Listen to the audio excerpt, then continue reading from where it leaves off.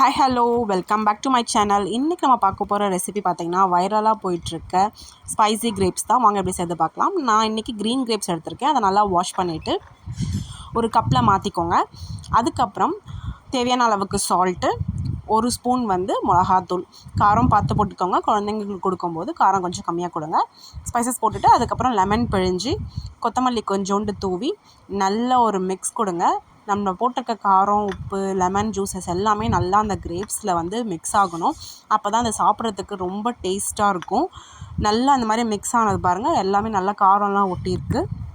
நல்லா மிக்ஸ் பண்ணிவிட்டு எடுத்து ஒரு பைட் வச்சா செம்ம ஸ்பைஸியாக டேஸ்ட்டாக சூப்பராக இருந்துச்சுங்க. டிஃப்ரெண்ட்டாக அந்த கிரேப்ஸோட இனிப்புக்கும் நம்ம போட்டிருக்க லெமனு, அதுக்கப்புறம் சால்ட்டு, அதுக்கப்புறம் காரம், மிளகாத்தூள்லாம் போட்டு மிக்ஸ் பண்ணி ஒரு பைட் வச்சா செம்ம டேஸ்ட்டாக இருந்துச்சு. டேங்கியாக நீங்களும் ட்ரை பண்ணி பாருங்கள்.